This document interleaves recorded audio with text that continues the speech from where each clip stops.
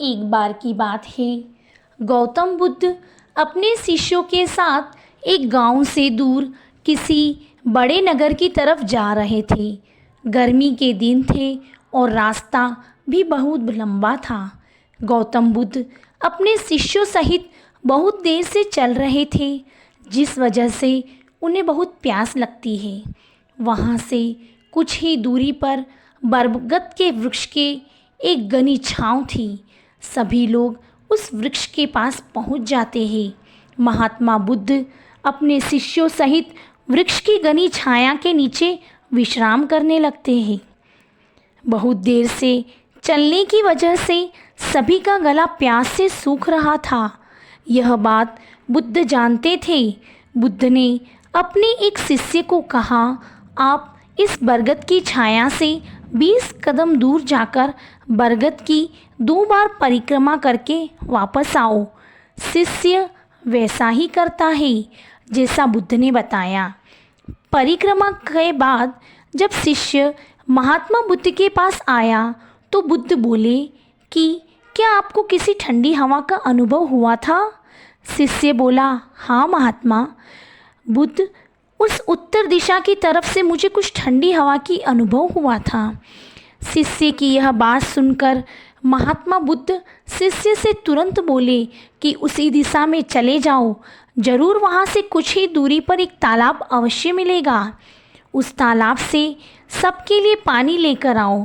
शिष्य उसी दिशा में जब कुछ दूर जाता है तो वहाँ सच में एक तालाब होता है।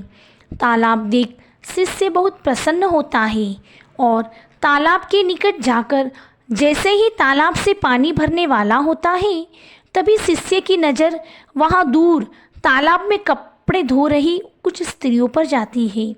यह देख शिष्य मन में सोचते हैं कि यह पानी तो गंदा हो गया है, लेकिन जब शिष्य ध्यान से तालाब के पानी को देखते हैं कि अभी भी तालाब का कुछ पानी साफ है, इतने में 2 बैलगाड़ी जोर से तालाब के किनारे से होती हुई निकल जाती है।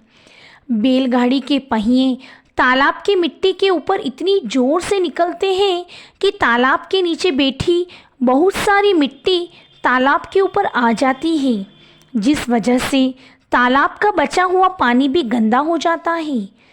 यह देख शिष्य बिना पानी पिए क्रोध में महात्मा बुद्ध के पास वापस चला जाता है। शिष्य बड़ी ही निराशा भाव से महात्मा बुद्ध को सब बात बताता है। शिष्य की बातें सुन सभी शिष्य बोलते हैं कि हमें तुरंत यहाँ से निकलना चाहिए, किसी दूसरी जगह पानी की खोज करनी चाहिए, वरना प्यास के मारे जान निकल जाएगी। इधर महात्मा बुद्ध सभी को शांत होने के लिए कहते हैं और बोलते हैं कि धीरज रखो, कुछ देर यहीं बैठो, उचित समय आने तक संयम बनाए रखो। सभी महात्मा बुद्ध की बात सुनकर शांत हो जाते हैं और वहीं बैठ जाते हैं। कुछ समय बीत जाने के बाद महात्मा बुद्ध फिर से अपने शिष्य को उसी तालाब से पानी लाने के लिए कहते हैं। शिष्य बिना कोई सवाल किए उसी तालाब से पानी लेने के लिए फिर से चला जाता है। तालाब की हालत देख शिष्य को यकीन नहीं होता। तालाब का पानी पूरी तरह से साफ होता है। यह देख शिष्य बहुत खुश होता है और पानी भरकर महात्मा बुद्ध के पास जाता है। सभी पानी पीकर अपनी प्यास बुझाते हैं, लेकिन अभी भी सबके मन में ये एक सवाल था कि आखिर यह चमत्कार हुआ कैसे। तालाब का सब पानी तो गंदा था।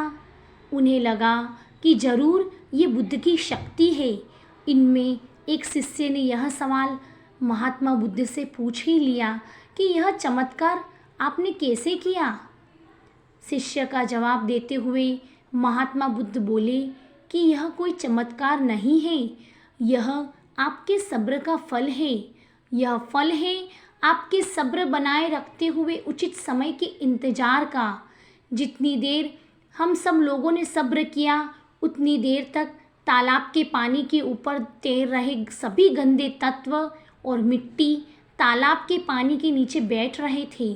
फिर कुछ देर बाद शिष्य जब वहाँ तालाब के पास पहुँचा, तब तक सब दूषित कण नीचे बैठ चुके थे, जिस वजह से तालाब का पानी पहले की तरह साफ हो चुका था तथा तालाब साफ दिखाई दे रहा था। यदि उस समय आप सब लोगों ने सब्र न किया होता, धैर्य न रखा होता, तो आप सब इतनी गर्मी में पानी की खोज में प्यासे रहकर शायद अब तक मृत्यु को प्राप्त हो गए होते, क्योंकि यहाँ से अगला कोई तालाब है या नहीं, और होगा भी तो क्या उसका पानी साफ होगा या नहीं। इन सब कारणों से आप कभी प्यास न बुझा पाते और प्यास के मारे मर जाते। फिर इतना बोलने के बाद महात्मा बुद्ध शिष्यों को एक सीख देते हुए कहते हैं कि जैसी स्थिति हम लोगों के समक्ष आज आई है, वैसी ही स्थिति और मुश्किल दौर जिंदगी के हर मोड़ पर आएंगे।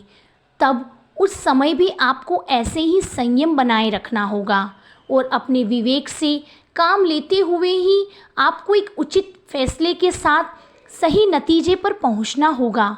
हर मुश्किल दौर में सब्र रखते हुए ऐसे ही शांत से ही कोई फैसला लेना चाहिए जिसका आपके और दूसरों के लिए अच्छा हो, क्योंकि ऐसी स्थितियों में लोग अक्सर गुस्से में आकर अपना सब्र खो देते हैं और गुस्से तथा जल्दबाजी में गलत काम और फैसला कर बैठते हैं, जिसका बुरा परिणाम उनको भविष्य में देखने को मिलता है, जिसमें खुद का नुकसान अधिक होता है। कुछ परिस्थितियाँ जीवन में ऐसी होती हैं जहाँ हमें सब्र बनाए रखते हुए उचित समय का इंतज़ार करना होता है, लेकिन लोग अक्सर यहीं पर अपना सब्र खो देते हैं, उचित समय आने का इंतज़ार नहीं करते, जिस वजह से उनको आगे चलकर दुख और मुश्किलों का सामना करता पड़ता है। हमारे द्वारा लिया गया आज का फैसला हमारे आने वाले कल की खुशी और दुख को निश्चित करता है। तो दोस्तों, बुद्ध की कहानी से हमें अपने जीवन में बहुत कुछ सीखने को मिलता है।